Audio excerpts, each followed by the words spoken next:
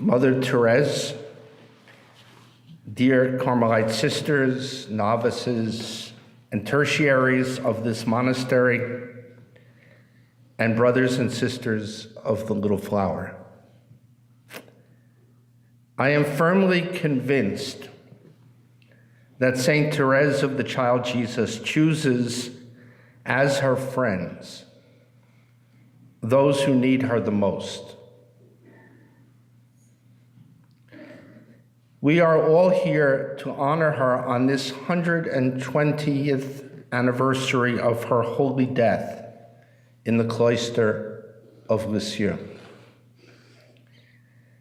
We gather together to feel her love, to seek her prayers, and to renew our commitment to her little way of spiritual childhood. My name is Father Frederick Miller. I'm a priest of the Archdiocese of Newark and presently spiritual director of the College Seminary of the Immaculate Conception at Seton Hall University. Accompanying me tonight are some of our college seminarians, those serving here and those in the front bench, and somebody with the camera there, I don't know what he's doing. It's my prayer tonight that if they have not done so already, they and all their brother seminarians will encounter Saint Therese as their sister and read her spiritual masterpiece, The Story of a Soul. I personally am indebted to the Little Flower for teaching me, doctor of the church that she is, the theology of the spiritual life. To say that is to say too little, but I am entitled to my own secret affair of the heart with the little sister who chose me many years ago to be her brother. I want to speak this evening of three decisions that changed Therese's life and made her the saint so loved by people around the world. It's because she made these decisions under the influence of grace that Therese has been able to help millions of people, and I don't say that with any exaggeration, millions of people since her death and the publication of The Story of a Soul.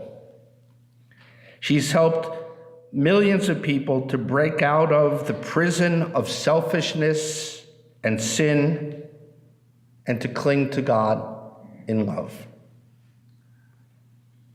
Remember, as she was dying at the age of 24, she promised that she would not rest in heaven.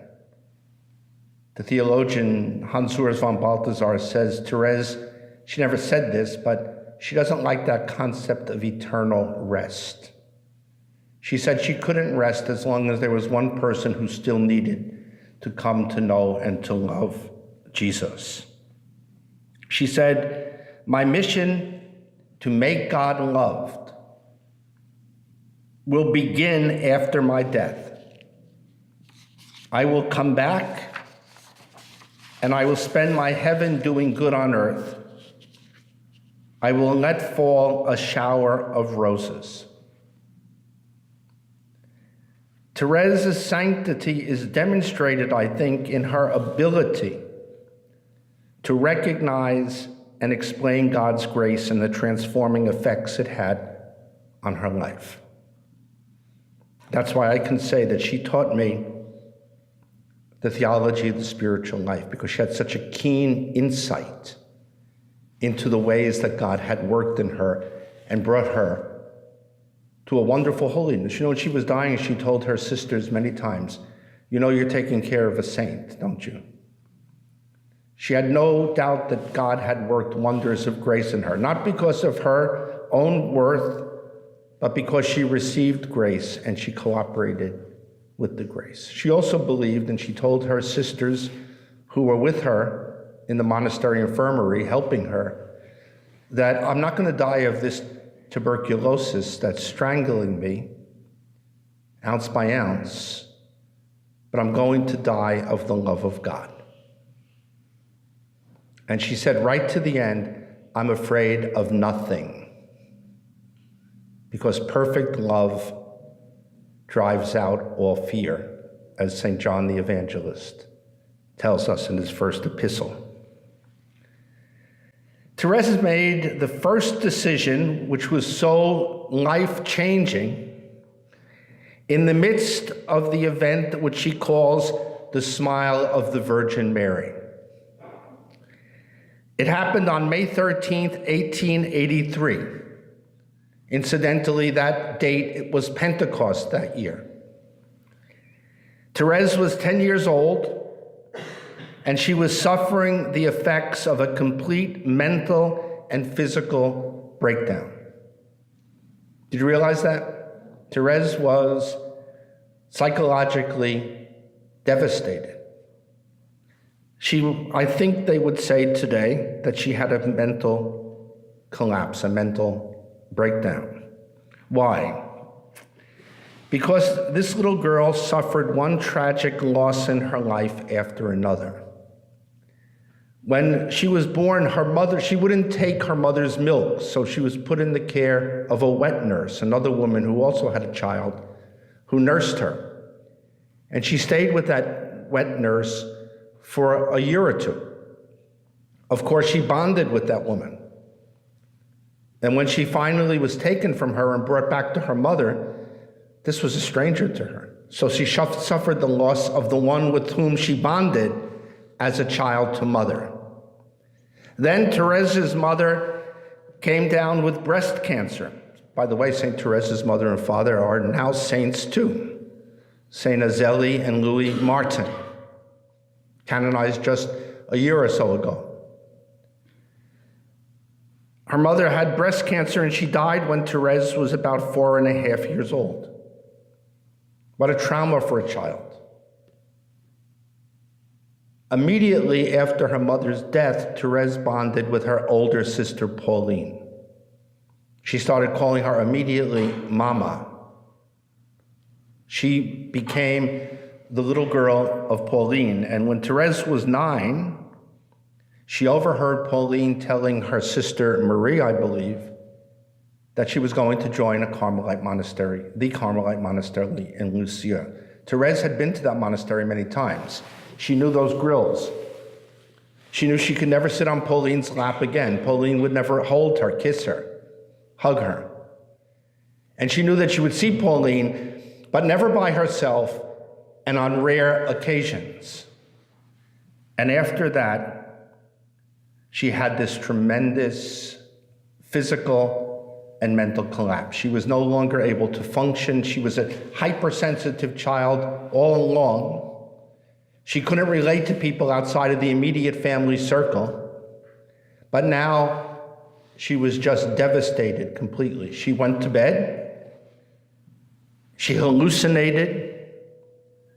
She would scream and yell at the slightest provocation.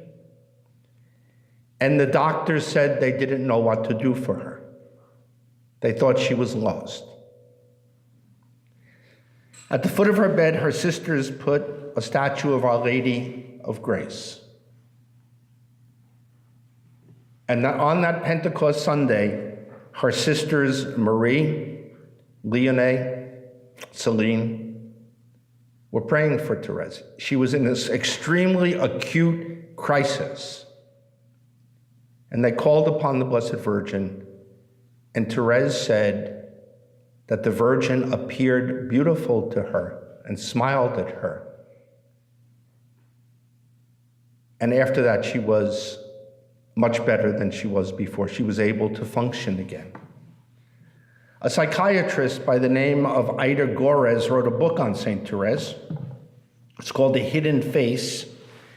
And in that book, she talks about the symptoms of Thérèse's illness. She wrote, early symptoms of the affective problem, the emotional problem, include a marked tendency to hypersensitivity,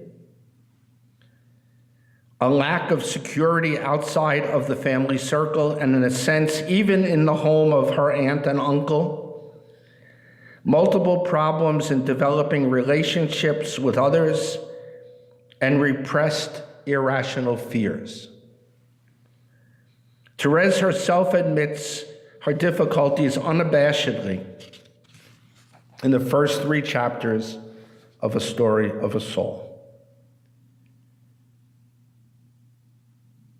When Our Lady appeared to Thérèse, and I think that's the only way to describe this, I don't think the statue was animated. Mary appeared to her where the statue was and smiled at her.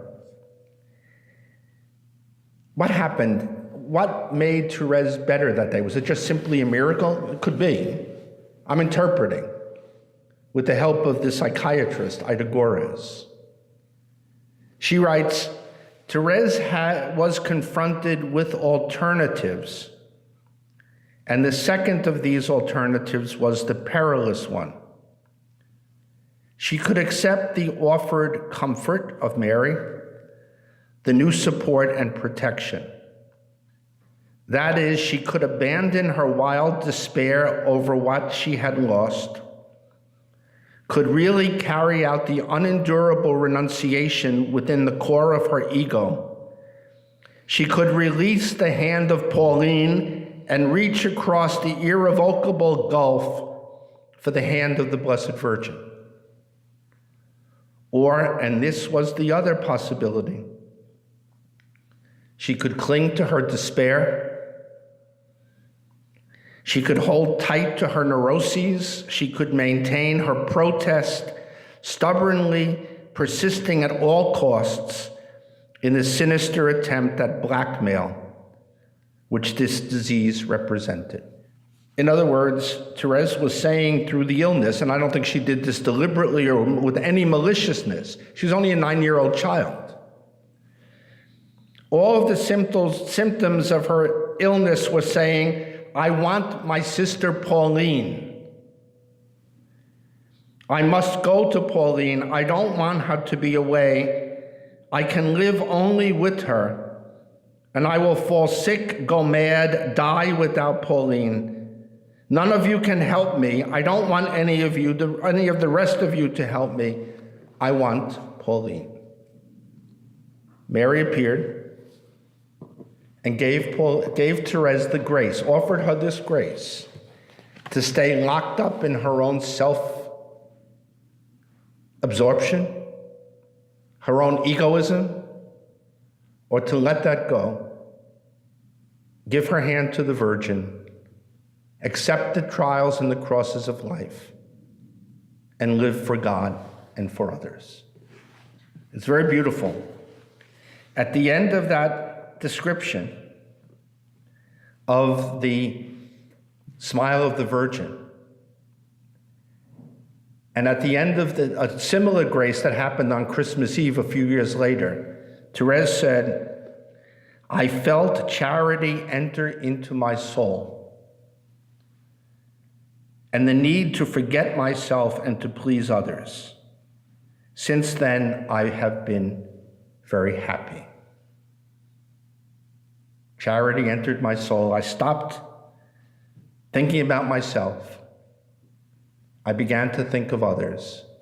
And since then, I've been happy. Thank God she made that decision, right? Otherwise, she probably would have grown, maybe even grown old, neurotically wrapped up in herself and doing nothing really to be remembered by.